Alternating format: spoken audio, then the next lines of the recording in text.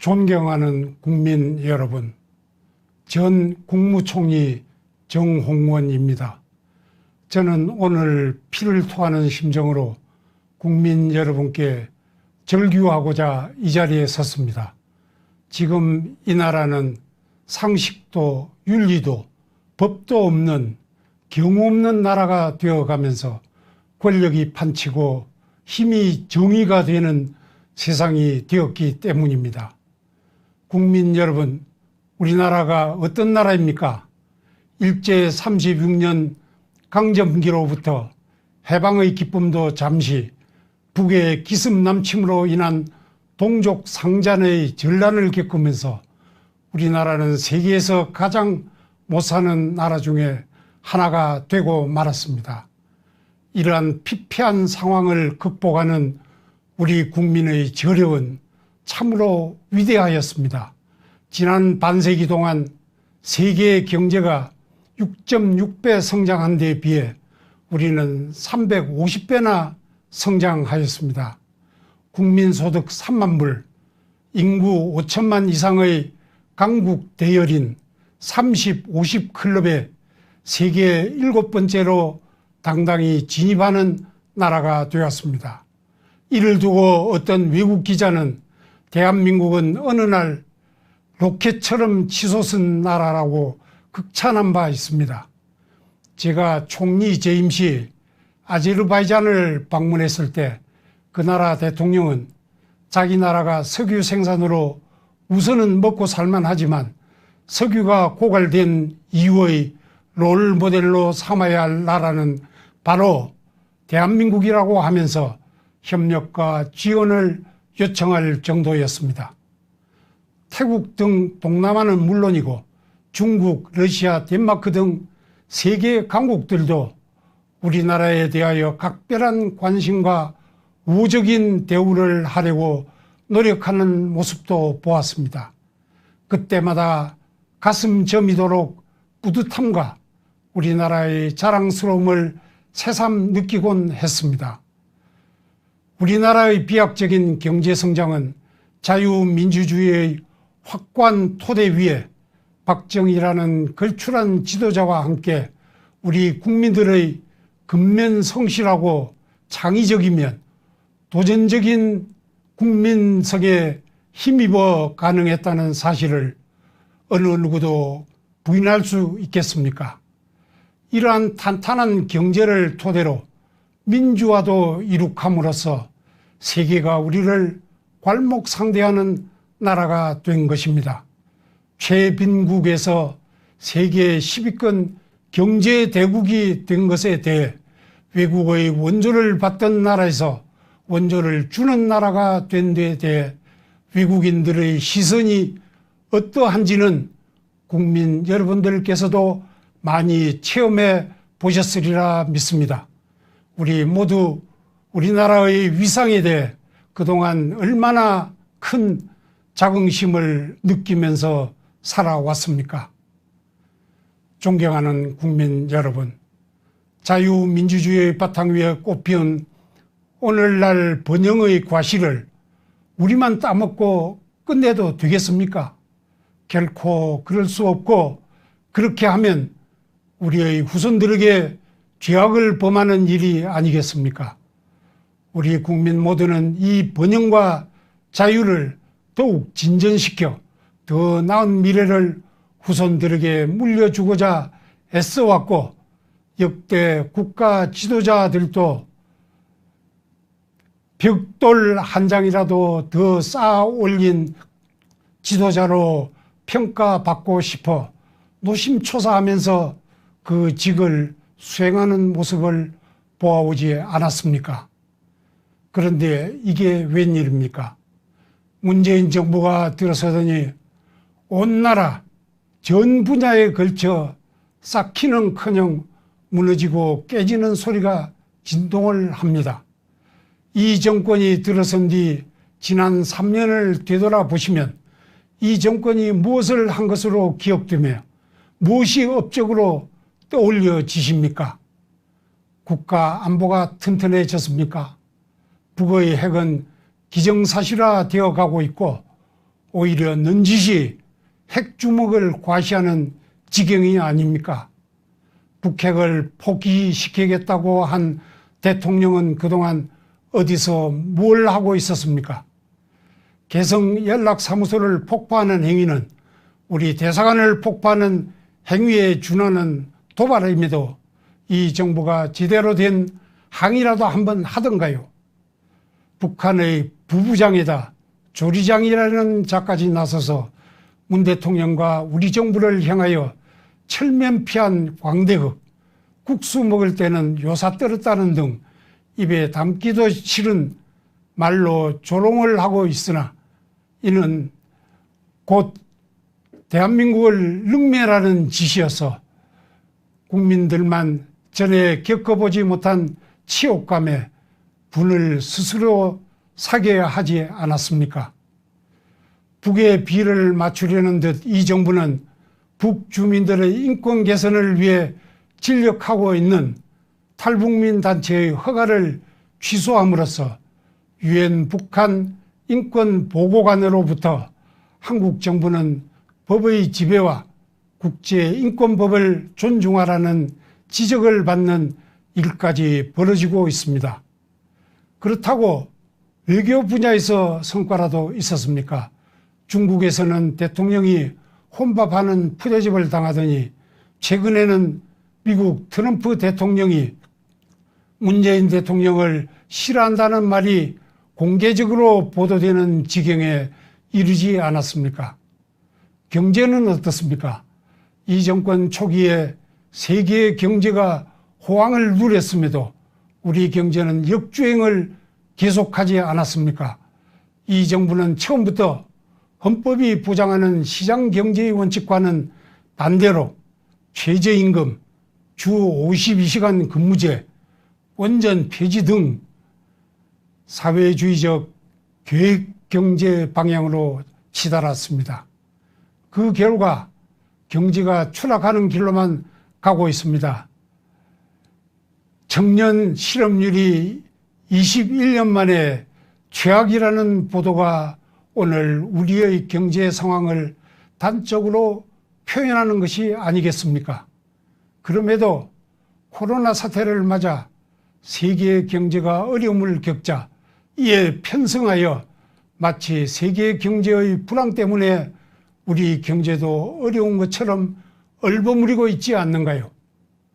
특히 주택 문제는 온 국민의 삶과 직결되는 것임에도 수요와 공급의 균형을 이루는 시장경제법칙을 따르지 않고 세금으로 억눌려 가격 상승을 막으려고 하다가 선량한 1주택자까지 세금 폭탄에 허덕이게 만들고는 이제 두 손 들다시피 하는 상황에 이르고 있지 않는가요?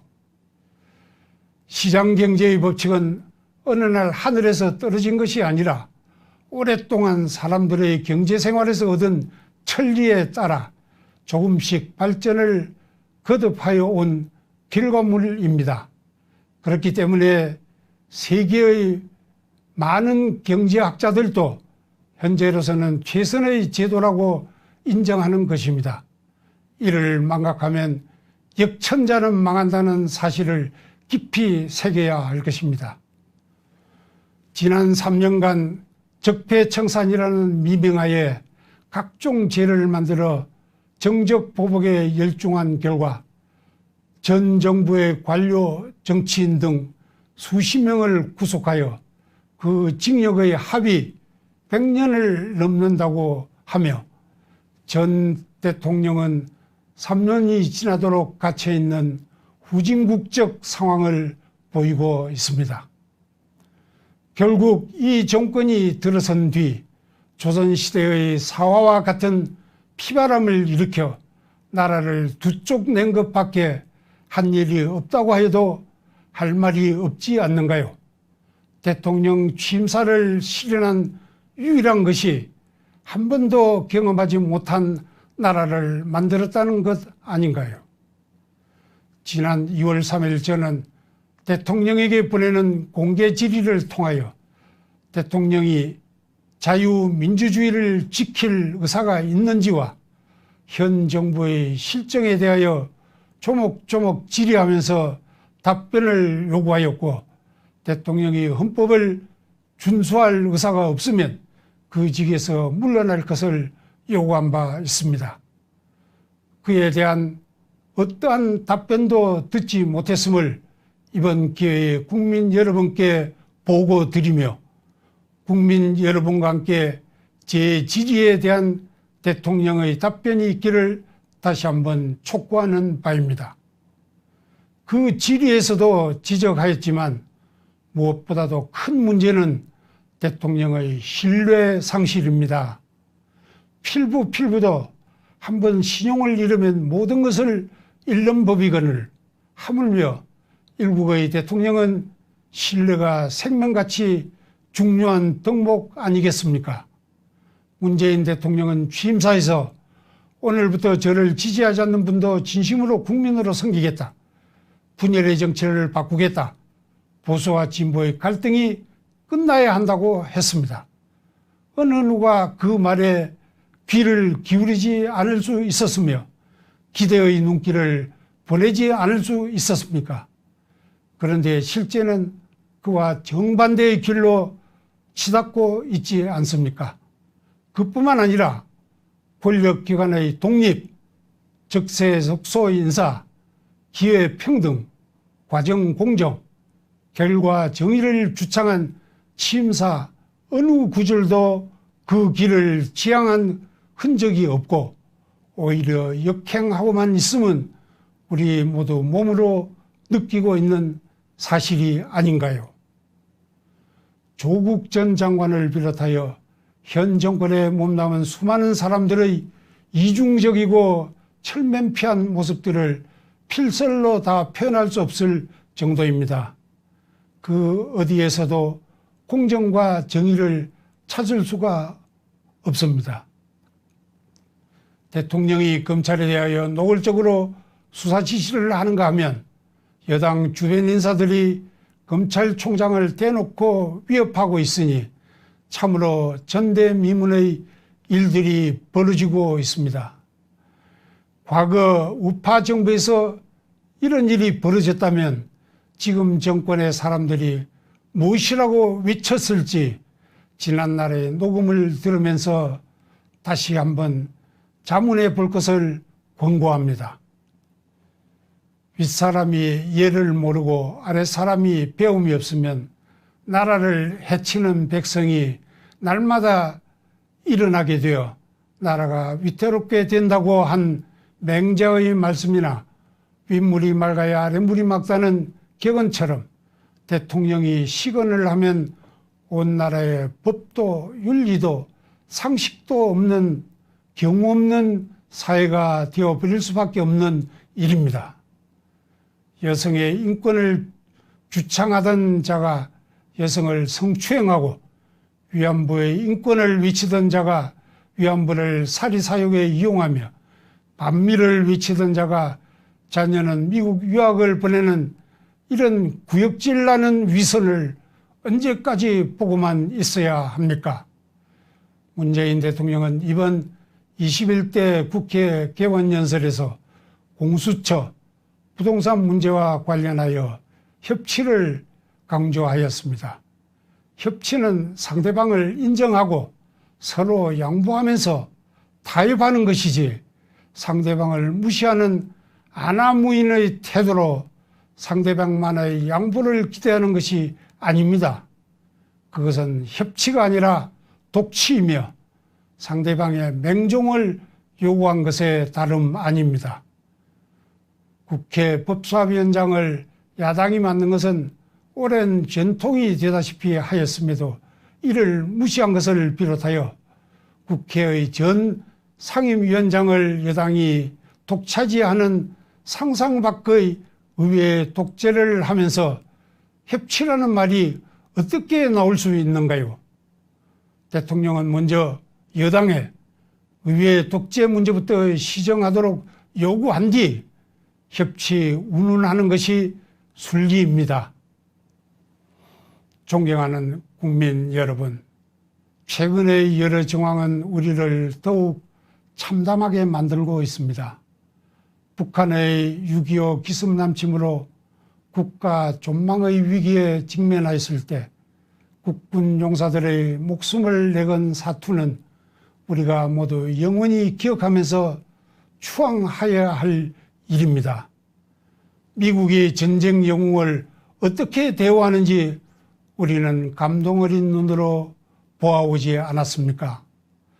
뛰어난 정과를 올려 나라를 구하는 데 일조한 백선엽 장군이 별세하였음에도 정부는 국가적인 추모의 장을 만들어 기릴 생각은 추호도 하지 않았습니다.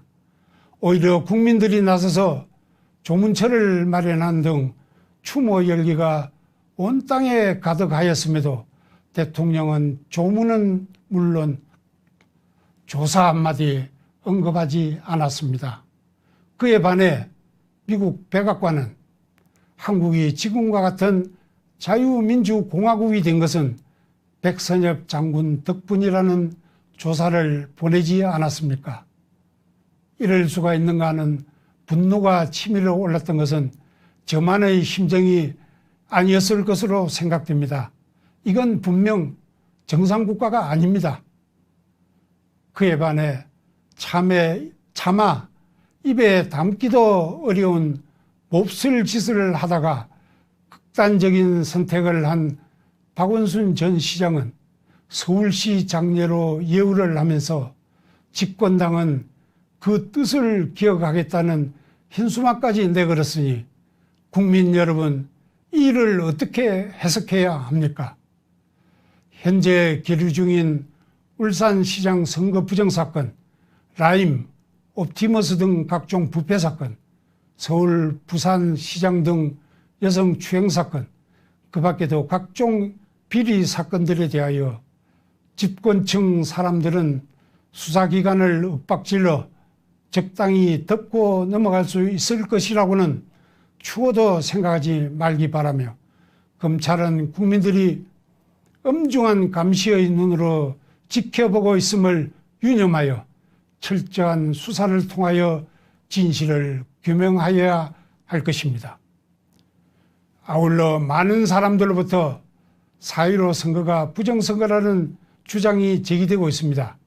현재 103개 선거구에서 선거소송이 제기되어 있으므로 그 투표함을 개봉하여 신속하게 당부를 밝혀야 할 일임에도 왜 이를 미루고 있는지 묻고자 합니다. 정부나 중앙선관위는 선거소송의 신속한 진행을 촉구하여 국민의 의혹에 대한 진위를 하루속히 가릴 것을 요구합니다. 국민 여러분, 정권의 폐악과 잘못은 오로지 국민들의 준엄한 심판에 의해서만 교정될 수 있습니다. 오늘의 번영을 더욱 발전시켜 후손들에게 물려주는 자랑스러운 국민들이 되려면 국가가 자기 돈 성심 쓰듯 주는 돈에 현혹되지 않는 이성적 자세가 필요합니다. 국가는 일시미봉의 선심정책으로 국민을 현혹할 것이 아니라 근본 문제를 해결해야 합니다. 정부가 일자리는 창출 못하면서 국가 예산으로 지원금을 주어 달래거나 시답잖은 임시직을 만들어 일자리를 늘렸다고 자랑하면 국민들은 나라 돈으로 선심만 쓰지 말고 제대로 된 일자리를 만들라고 요구하는 현명함을 지녀야 합니다. 무턱대고 추경하면서 나라의 부채를 한없이 늘려가는 행태를 막지 않으면 그리스나 베네수엘라처럼 국가 부도 사태가 닥칠 수밖에 없습니다. 화상을 입은 뒤에야 불이 난 줄 아는 국민이 되어서야 되겠습니까? 국민이 눈을 부릅뜨고 있어야 정부도 정신을 차리고 제대로 작동하게 됩니다. 이 기회를 빌려 법원과 검찰에 한 말씀 드리고자 합니다. 사법기관이 존재하는 이유는 국가와 사회의 정의를 세우기 위함이 아닙니까? 천지가 무너지더라도 사법기관이 정의를 지키면서 국민의 자유와 권리를 찾아주는 최후의 보루가 되어야 합니다.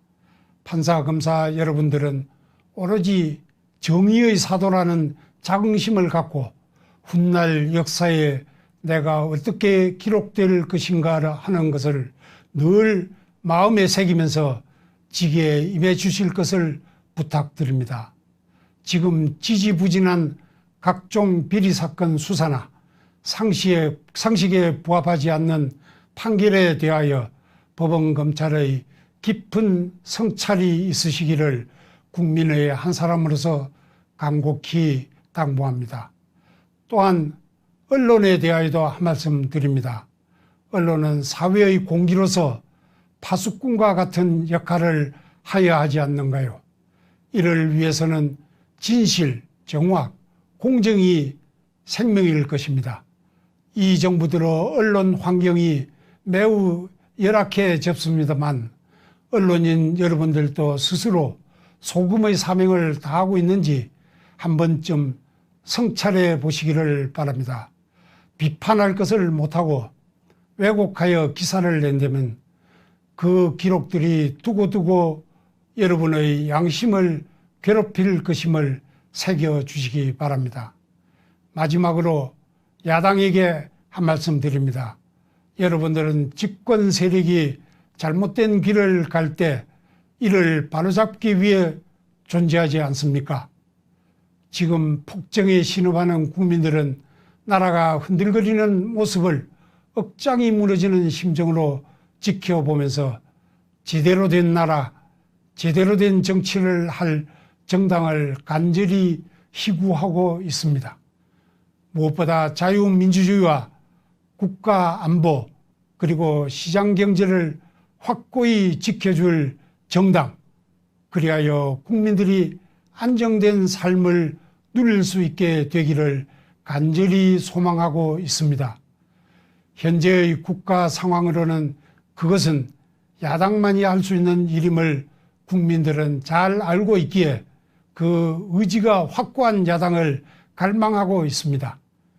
그러나 지난 총선 과정에서 이 정권을 심판해야 한다는 국민들의 뜨거운 열망을 담아내기는커녕 공천 파동과 막말 시비에 허우적대다가 오히려 심판을 당하는 모습을 보면서 실망을 넘어 분노하는 국민들이 많다는 사실을 야당 인사들은 깊이 새겨야 할 것입니다. 국회의원 배지는 개인의 입신양명의 상징이 아니오 국민의 고의를 표현하는 것임을 명심하시기 바랍니다. 존경하는 국민 여러분, 우리는 할 수 있습니다. 아직까지는 배 12척이 남아있다고 한 이순신 장군의 말씀처럼 대한민국은 쓰러지지 않았습니다. 이제부터라도 국민들이 깨어나면 나라를 바로 세울 수 있습니다. 우리의 헌정질서를 무너뜨리고 민생을 파탄으로 이끄는 정권에 대하여 그것은 아니라는 확실한 목소리로 거부합시다.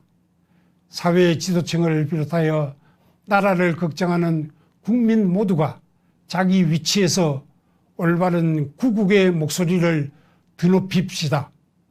그리하여 우리 대한민국을 살려내고 반석 위에 올려놓은 뒤 후손들에게 물려줍시다. 감사합니다.